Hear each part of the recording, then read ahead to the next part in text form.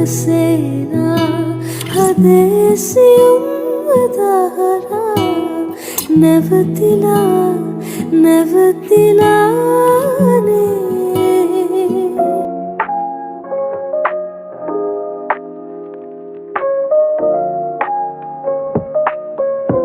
Hello guys, welcome back to my YouTube channel. ඉතින් ඔයාලා හැමෝම සතුටින් පරිස්සමින් ඉන්න ඇති කියලා මම හිතනවා. healthy strong shine hair එකක් කියන්නේ අපි හැමෝම කැමති product වලට යන්න කලින් මම තෝරගත්ත natural solution වලින් හදපු hair oil එකක් ගැන අද ඔයාලත් එක්ක share කරගන්න තමයි මම ලෑස්ති වෙන්නේ. ඉතින් කොණ්ඩේ වැඩිම අඩු කරලා ලස්සනට කොණ්ඩේ වවා ගන්න. එතකොට ඉස්සරි කොණ්ඩේක පැලෙන්නේ ඔය වගේ තත් අඩු කරලා කොහොමද අපි කොණ්ඩේ ලස්සන තියාගන්නේ කියලා අද මම ඔයාලත් එක්ක කතා කරන ඉතින් වීඩියෝ කිවරනකම බලන්න අමතක කරන්න එපා.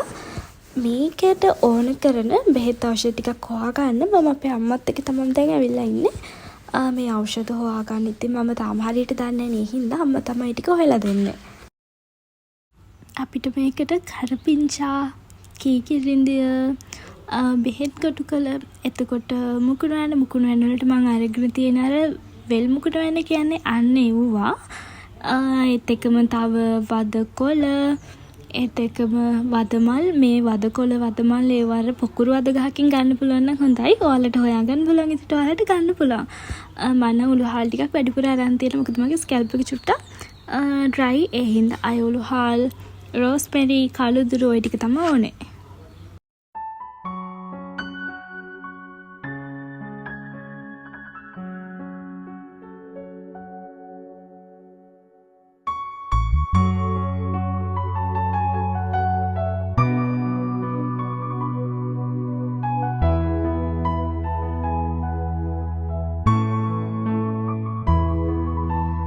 කියන්න බැරිදානේ ඔයාලා ලොකු ලුණු ගෙඩියකුත් දාගන්න. ලොකු ලුණු නැත්තම් රතු ලුණු. මම ලොකු ලුණු තමයි දාගත්තේ.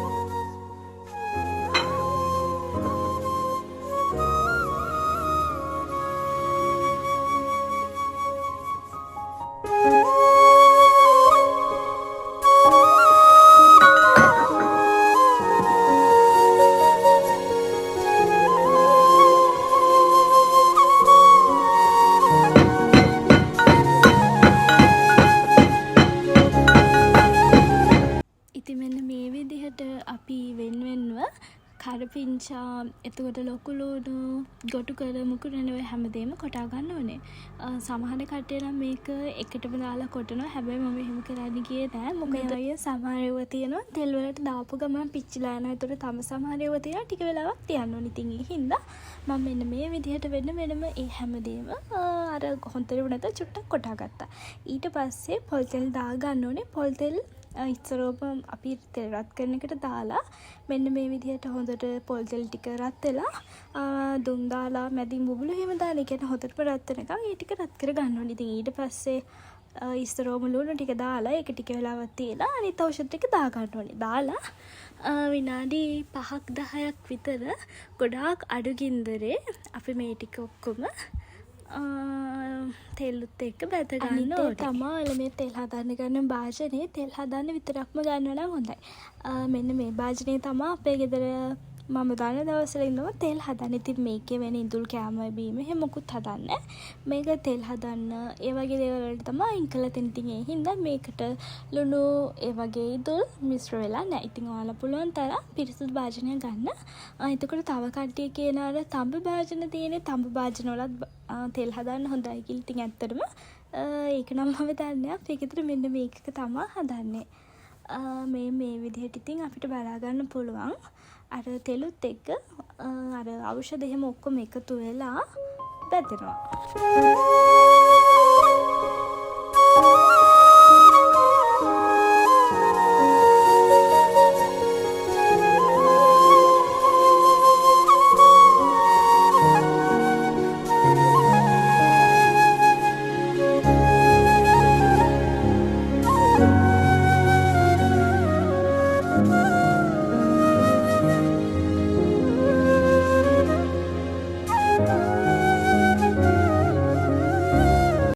මේ තියෙන්නේ විදිහට විනාඩි 10ක් 12ක් වගේ තෙල් එක රත් කරගත්තට පස්සේ ඔයාලට පේනවා ඉතින් අර ඖෂධ එහෙම ඔක්කොම අර සෑහෙන පිච්චිලා වගේ ගිහින් නැහැ. තෙල් එක හරි ලස්සන කොළ පාටකට ඇවිල්ලා තියෙනවා.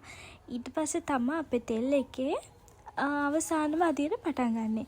අර තෙල් එක ඕෆ් කරලා ඉවර වෙලා එතකොටත් අර ගින්දර රත් වෙනවනේ. අපි ඒකට අපේ රෝස්මරි ටික එතකොට උළුහාල් කළුදුරු ඒ හැමදේම දාලා තව විනාඩි 2ක් විතර ලිපේ තියනවා. ඉතින් ඒ විදිහට තෙල් එක වහලා සම්පූර්ණ රැයක්ම තෙල් එක තියෙන. ඊට පස්සේ පහවදාට අපි තෙල් එක පිරිසිදු රෙද්දකට දාලා පෙරා ගන්න ඕනේ. ඉතින් මේක තමයි අපේ තෙල් එකේ පාට. මේක ඇත්තටම රැයක්ම වහලා තියලා හරියට පස්සේ මාරම සුවඳමුළු ගෙදරම එකපාරම සුවඳ වෙලා යනවා.